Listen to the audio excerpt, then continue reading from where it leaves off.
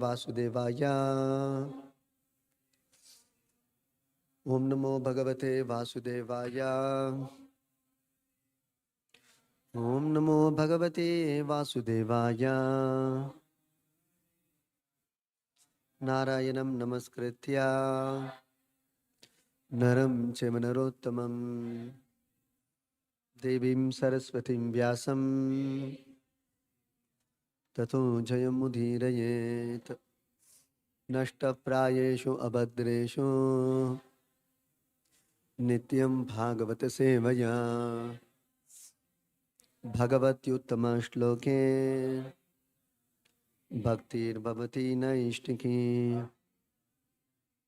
Reading from Srimad Bhagavatam, Canto 10, Chapter 8. Lord Krishna shows the universal form. Text 10. Shri Nanda Uvacha Alakshitaha Asmin Rahasi Alakshitosmin Rahasi Mamakaihi Api Govraje Mamakair Api Govraje Kuru Dvijati Samskaram Kuru Dvijati Samskaram.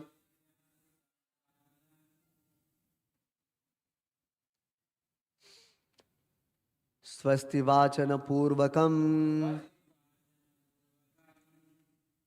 Swasti Vachana Purvakam.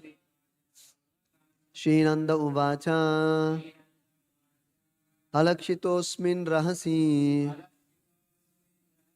Mamakairapi Govraje Kuru Dvijati Samskaram Swasti Vachana Purvakam. Shri Nanda Uvacha Alakshitosmin Rahasi Mamakairapi Govraje Kuru Dvijati Samskaram Swasti Vachana Purvakam.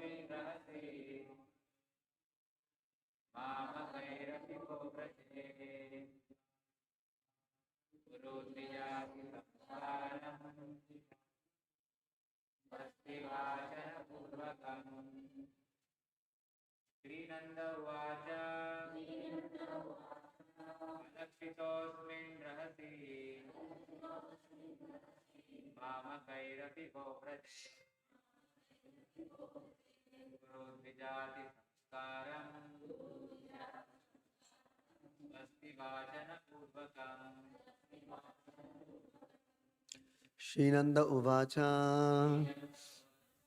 Nanda Maharaj said to Garga Muni, Alakshitaha, without Kamsa's knowledge,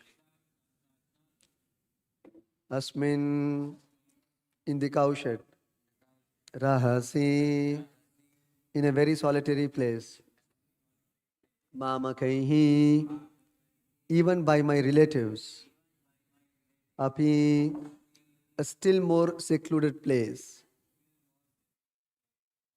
Govraje, in the cowshed, Kuru, just execute, Dvijati Samskaram, the purificatory process of second birth. Samskarat bhaved dvijaha. Swasti Vachana Purvakam. By chanting the Vedic hymns to perform the purificatory process. Translation and purport by His Divine Grace, Srila Charanarvinda Bhakti Vedanta Swami Srila Prabhupada Ki Jai. Translation. Nanda Maharaj said, "My dear great sage, if you think that you're performing this process of purification will make Kamsa suspicious, then secretly chant the Vedic hymns and perform the purifying process of second birth here in the cowshed of my house, without the knowledge of anyone else, even my relatives. For this process of purification is essential." Can you repeat the translation? Nanda Maharaj said, "My dear great sage, if you think that you're performing this process of purification will make Kamsa suspicious, then secretly chant the Vedic hymns and perform the purifying process of second birth here in the cowshed of my house, without the knowledge of anyone else, even my relatives. For this process of purification is essential." Purport. Nanda Maharaj did not like the idea of avoiding the purificatory process. Despite the many obstacles, he wanted to take advantage of Gargamuni's presence and do what was needed. The purificatory process is essential specifically for the Brahmanas, Kshatriyas, and Vaishyas. Therefore, since Nanda Maharaj presented himself as a Vaishya, this process of purification was essential. Formerly, such institutional activities were compulsory. Chaturmanyam maya srishtam gunakarma vibhagashaha. Bhagavad Gita 4.13. Without these activities of purification, the society would be considered a society of animals. To take advantage of Gargamuni's presence, Nanda Maharaj wanted to perform the Namakarana ceremonies, even secretly, without any gorgeous arrangements. Therefore, the opportunity for purification should be regarded as the essential duty of human society.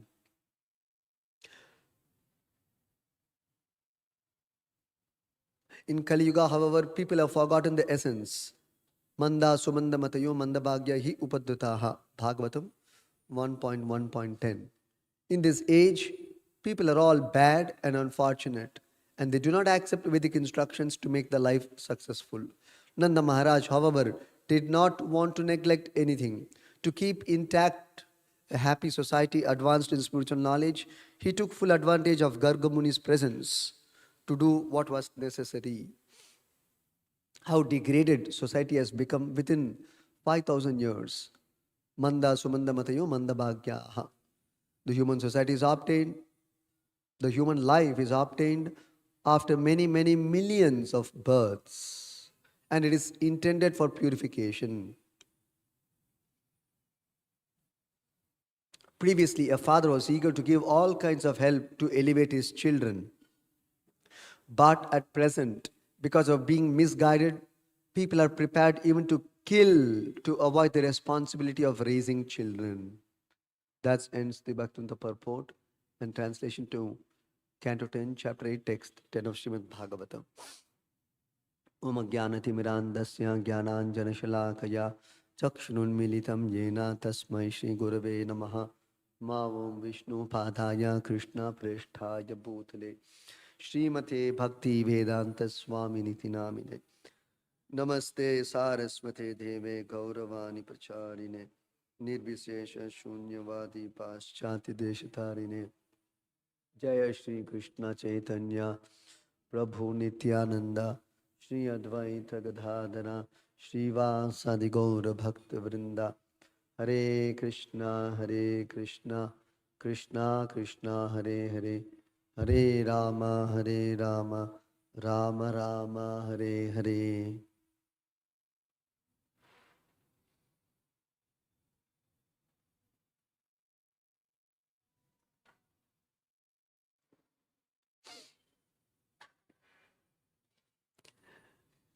Here we see the concern of Nanda Maharaj being shared with Gargacharya. When Gargacharya came to perform the name-giving ceremony for Nanda Maharaj's two sons, Krishna and Balaram, who were actually the sons of Vasudeva and Devaki. So, as discussed earlier, it is a well-known fact that Gargacharya, the well-known family priest of Vasudeva,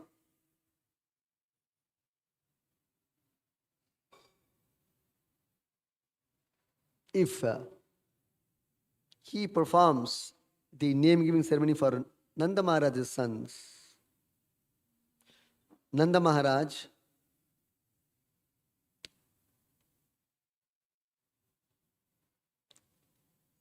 he is telling that if Gargacharya feels that if he performs the name-giving ceremony gorgeously, then it will send a signal to Kamsa that these sons of Nanda were actually sons of Vasudeva and Devaki. As discussed earlier, because why should Gargacharya perform the name-giving ceremony for Nanda Maharaj's sons? Because in every community, there is a Purohita. So Kshatriyas have their Purohits, Brahmins have their Purohits, Vaishyas have their Purohits. And every family is attached to one particular Purohita or a priest. Every family in the Vedic culture have a particular Purohita who will perform all their family functions.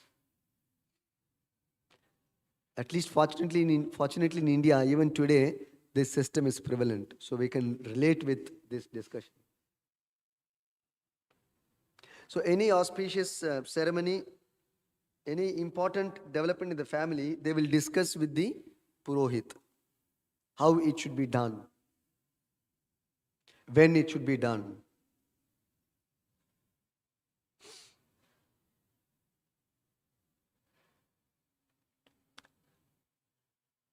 So therefore, Nanda Maharaj's family priest was different actually. That is why this doubt Kamsa will get. Vasudeva's family priest is Gargamuni. But Nanda Maharaj's family priest is not Gargamuni. Therefore, if Gargamuni is called to perform, why? Why is he called to perform in Nanda's house? Nanda Maharaj could have called his family priest. Why did he call Vasudeva's family priest? That means there is some connection. So Kamsa may sense that these sons are the sons of Devaki and Vasudeva. So Gargamuni, being very intelligent, has indicated this risk and danger for the sons of Nanda Maharaj, because when Kamsa gets to know that Krishna and Balaram are the sons of Nanda Maharaj, then he will take every step to kill Krishna, who would be the cause of Kamsa's death. So to avoid all this mishap and risk, Gargamuni suggested, please don't do this ceremony in a gorgeous way. Because already when Krishna took birth, Nanda Maharaj performed a very elaborate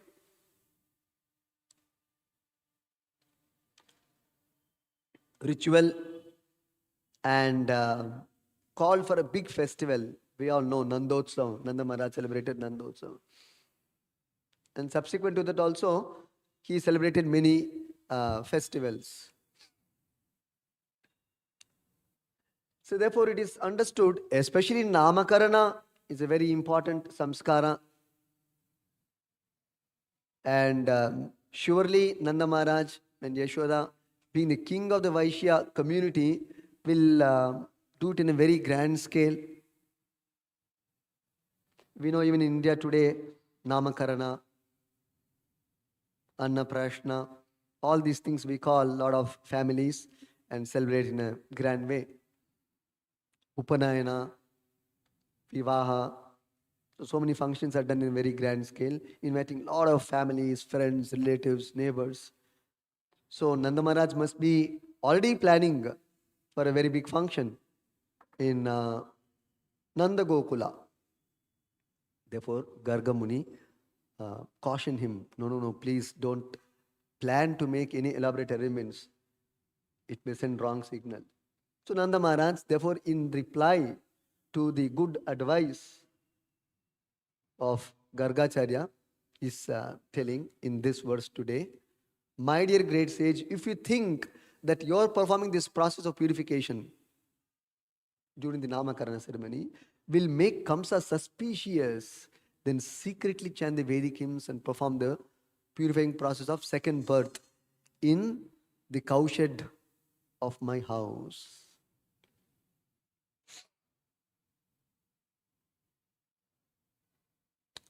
So Prabhupada explains how Nanda Maharaj did not like the idea of avoiding the Namakarana ritual itself, even though there could be a lot of risks involved. Therefore, they strategized, okay, risk is there, let us try to minimize the risk or avoid the risk altogether. So therefore, Nanda Maharaj planned, let's do it in Kaushan, in Nanda's Goshala. And Nanda Maharaj also planned that he will not call anyone, including his own relatives, for this Namakarana ceremony. Just for the sake of Krishna's protection. Otherwise, the father would want to do the functions for their children in a grand way, so much so that everybody will get to know. And the parents take pleasure. But Nanda Maharaj, bearing the pain of not being able to perform the Namakarana ceremony purely for the protection of Krishna. So he said, we will not inform even our relatives. We'll do it secretly in the cowshed. So Prabhupada says an important point is, Nanda Maharaj, even though there is risk, did not want to avoid the purificatory process. So that means they were so conscious of the importance of performing purificatory processes or undergoing purification, which is called samskara. And these purificatory methods are particularly prescribed, recommended for the higher classes of men in the human society, namely the Brahmanas, Kshatriyas and Vaishyas, especially. Because why purificatory process has to be performed? Because Srila Bhaktivinoda Thakur explains that this very body is a symbol of sin or a symptom of contamination. Material body, why do we acquire a material body in the very first place?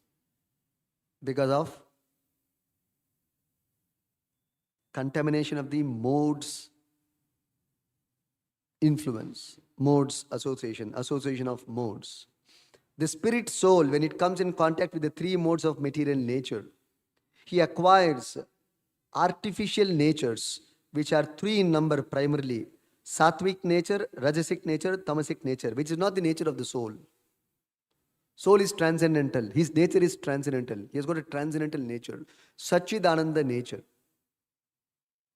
Therefore, the Vedas describe asangoyam purushaha. The soul has nothing to do with this material body and the material world. The soul has no material connection whatsoever. But he is being artificially trapped in this material atmosphere because of his desire to lord over material nature. Because of his desire to enjoy independent of Krishna. He is being brought under the temporary, illusory influence of the three modes of material nature. And that is affected by the soul associating with the three modes and acquiring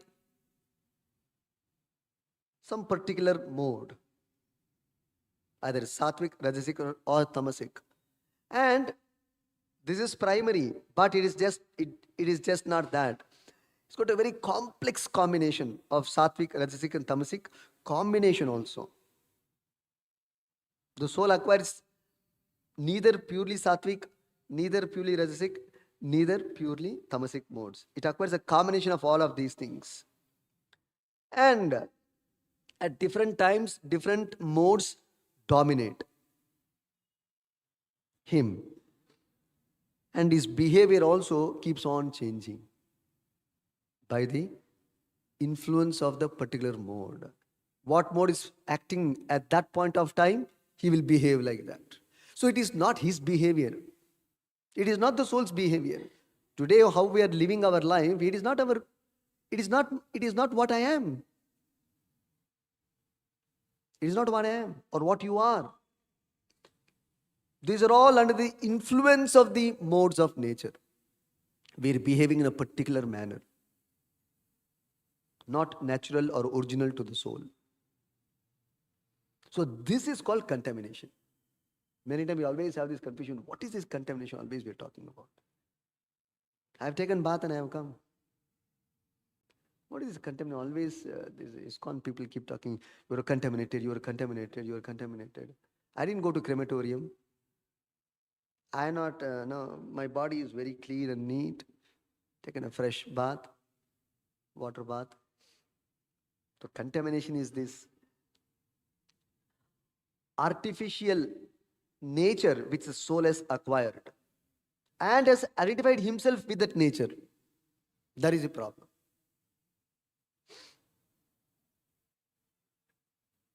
So,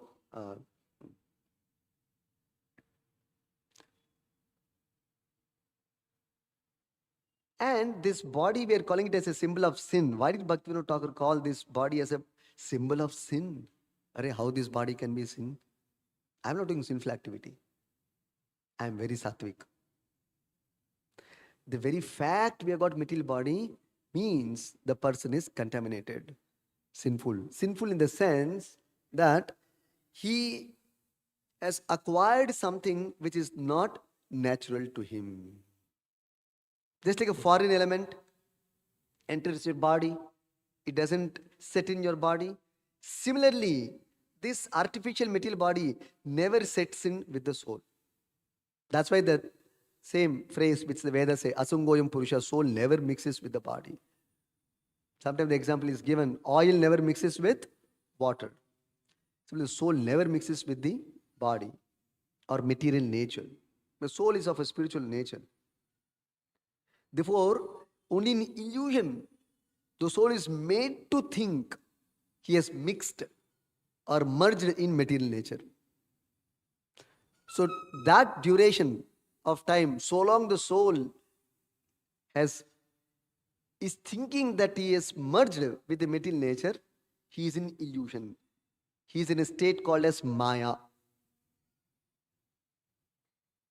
This is what is defined as Maya technically.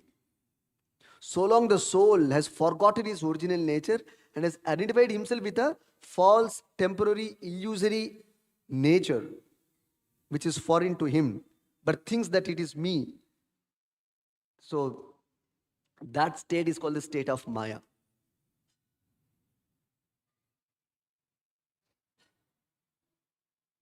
So one has to get out of that false state of existence and identity. So this is the contamination. And if you're not acting as per your constitutional status, natural status, certainly you are erring. There's an aberration. Just like, suppose, if I got a particular designation in a company, in an office, and if I don't act according to that, is it not wrong on my part? Am I not defaulting? You can say it's a kind of sin also. Suppose I'm supposed to do, I'm a manager and I'm not executing my duties as a manager, then actually, one sense you can say it is sinful because he's not performing his duty. He's defaulting. Similarly, the soul, who is part and parcel of Krishna, instead of being engaged in serving the Supreme Lord, which is his constitution, which is his duty, which is his natural state, he is now engaged in serving the body. instead of serving the Lord and serving his own senses instead of serving the Lord's senses. So naturally it is sinful. And because of acquiring this desire, this body is given. The desire to enjoy oneself independent of the Lord. And how do you enjoy oneself? Therefore, the material body is provided. The spiritual body does not enjoy himself or herself. Spiritual bodies, when we are awakened to spiritual consciousness, we are very clear we are meant to serve Krishna, the Supreme Whole. Because I am part of the Supreme Whole. A part is meant to serve the whole. As Prabhupada explains many places, part is meant to serve the whole. Similarly, because we are part and parcel of Krishna, we are meant to serve the whole Krishna. And if we neglect, then that is actually what is in that sense defined as sin. Because it's defaulting. So, in order to fulfill that false need and desire which has aroused in the jiva, this material body is provided. Therefore, it is a symbol of sin. And this body engages us in so many sinful activities. Because of material body, only you perform the karmas. Then one may say, Prabhu, but I'm not doing sinful activity because I'm not eating meat, I'm not drinking alcohol, all these things. So basically, anything which is not in line with the original soul's activity is considered sinful. Interesting to note. How do you say? It's like I may be performing good karma. Why do you say it is sin? Sinful activity is sinful activity. Why do you say good activity is also sinful activity?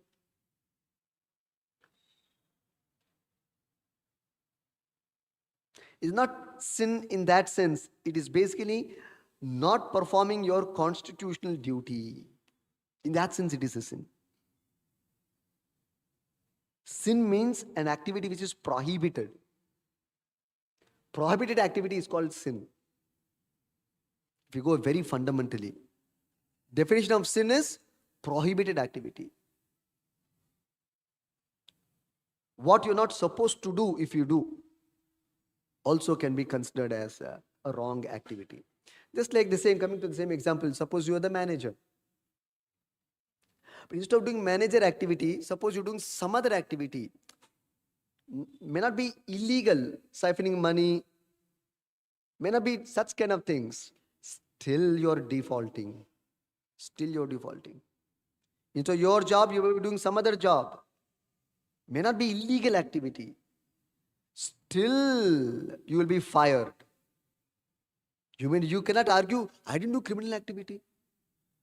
But you didn't do your duty also, for which you are being appointed, for which you are being paid for.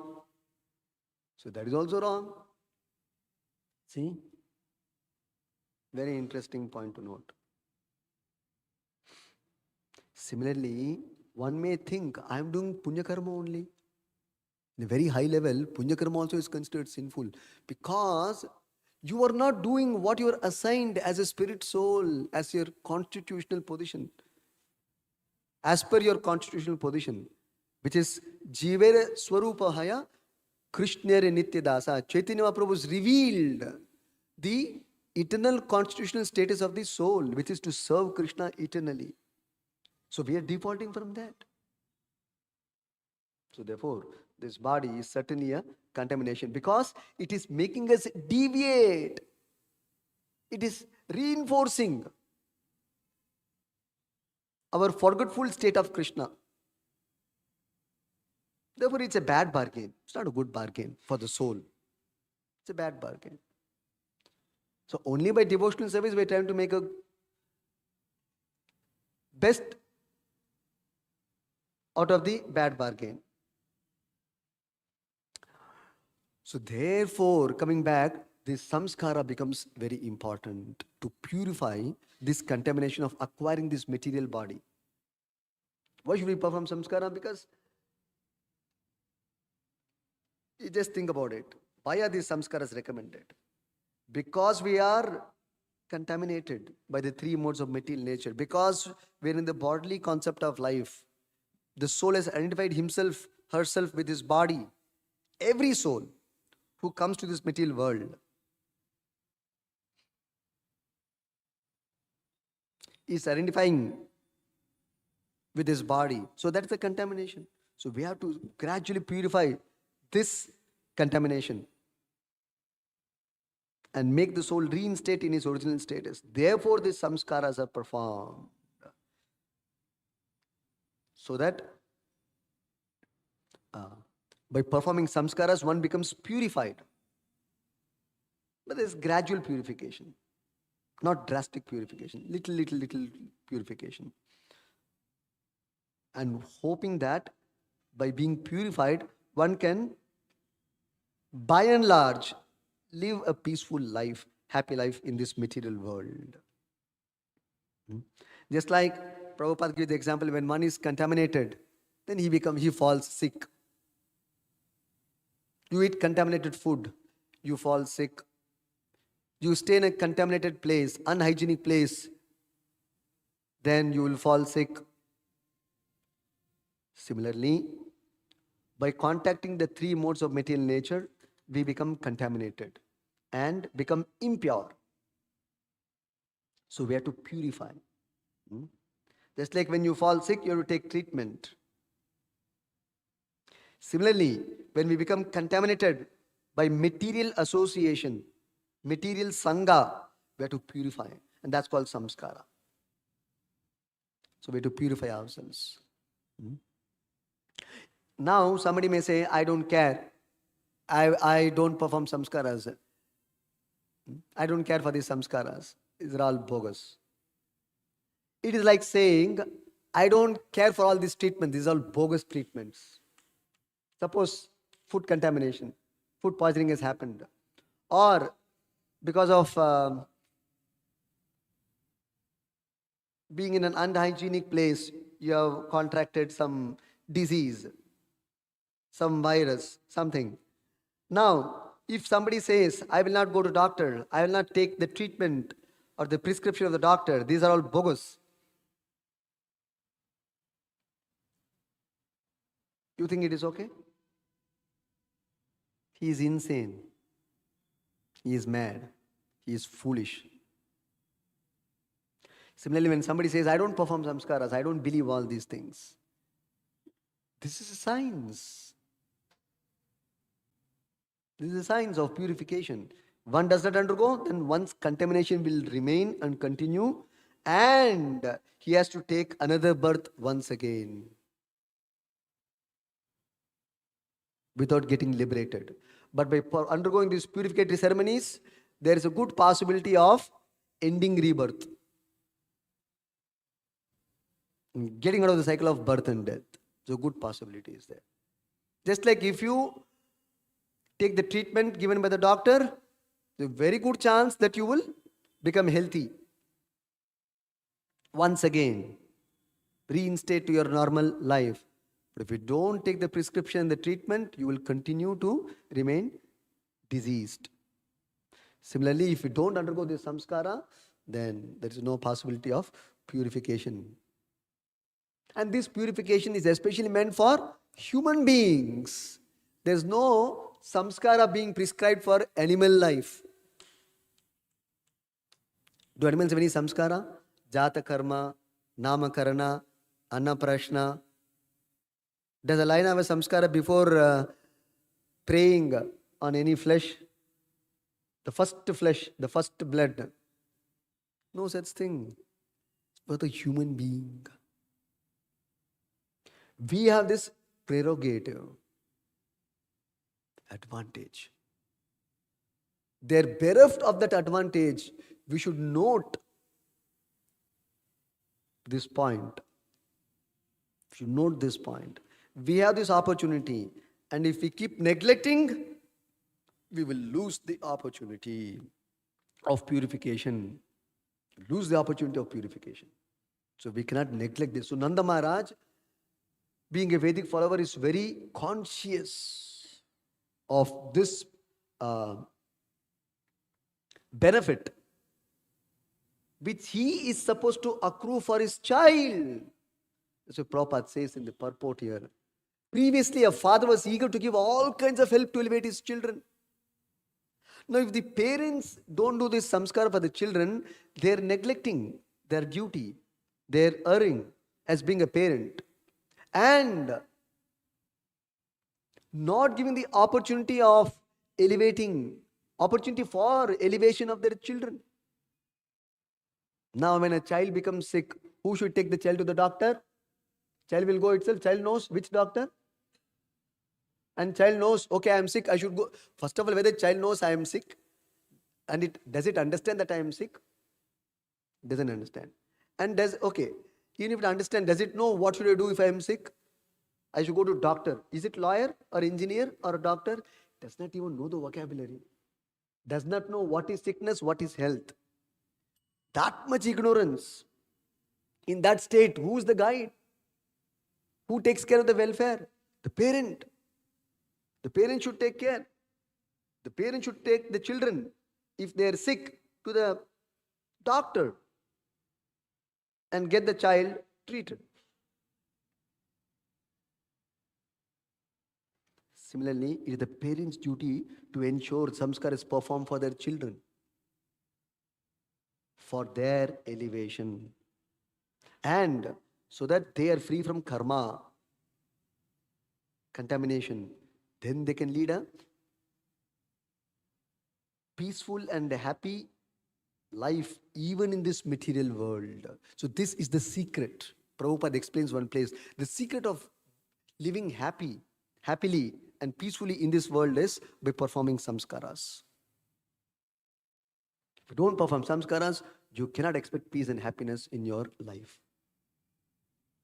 So the acharyas and the great sages and rishis and munis have expertly designed this samskara in such a way, even though this material world is full of contamination, because the three modes are all pervading, that Krishna describes in the Bhagavad Gita. The three modes are all pervading the entire universe.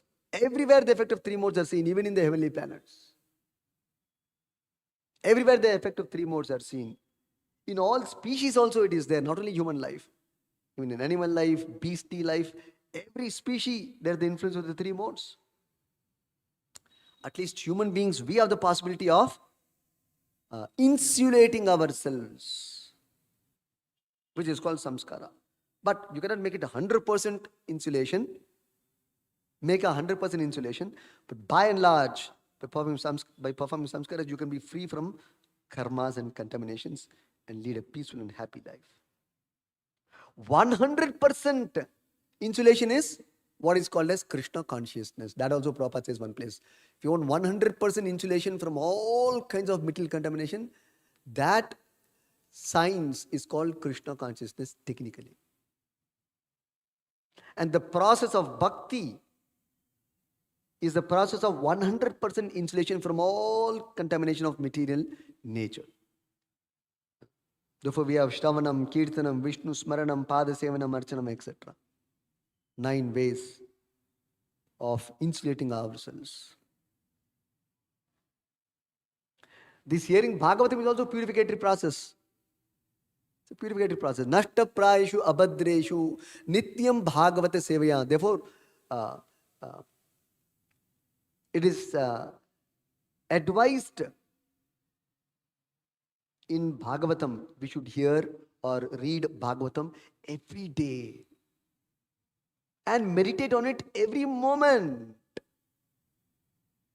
We remain pure, uncontaminated, untouched by the material modes.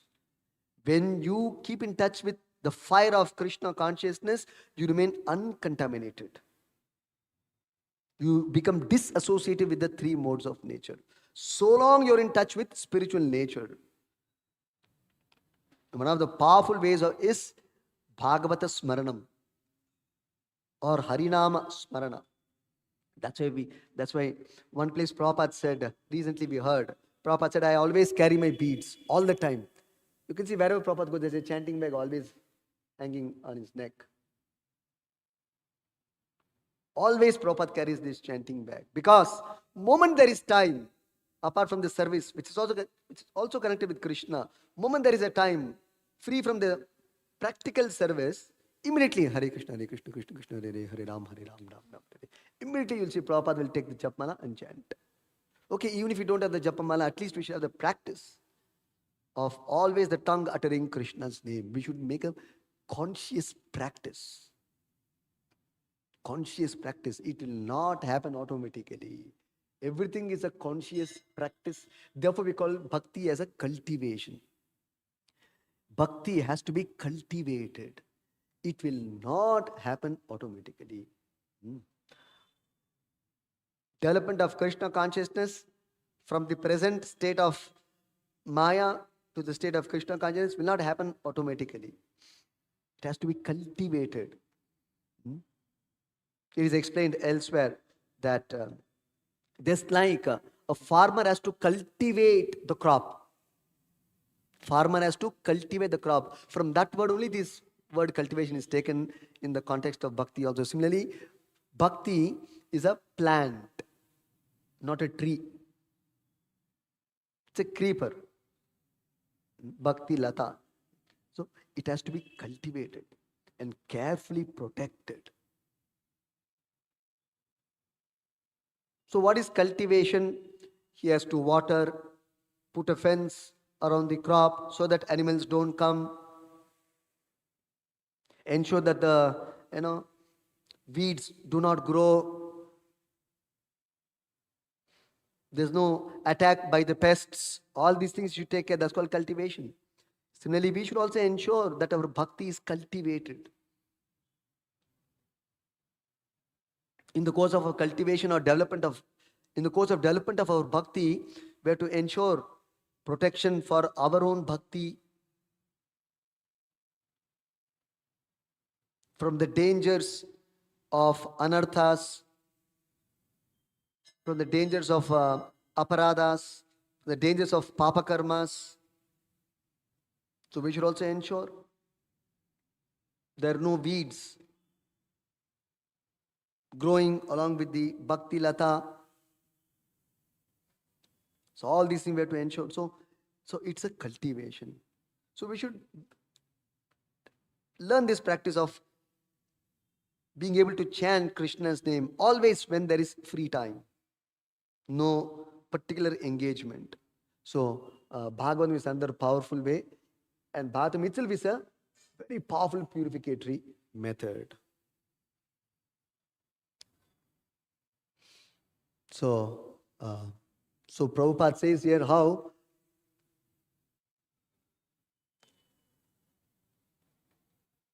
the parents were very conscious of providing all kinds of facilities for their children to grow spiritually,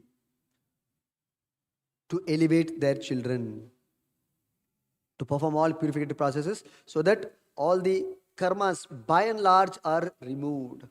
There's no inauspiciousness. There's no inauspiciousness for their children. But today parents don't have idea only. Not all. At least in India, we're in a very good position even today. Most parents are aware of all these things and then they do perform. Even though the modern society does neglect and does pass comments, still the parents, even though they're not able to convince the society or their children about the importance of these things, the scientific nature and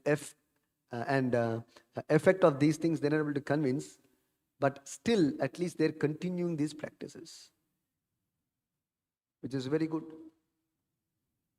That is why we should read this Vedic literatures to understand the science behind these rituals, purificatory ceremonies, so that we are able to impart this knowledge and practice to the next generation, so that it will continue for the good of the living being, especially the human being.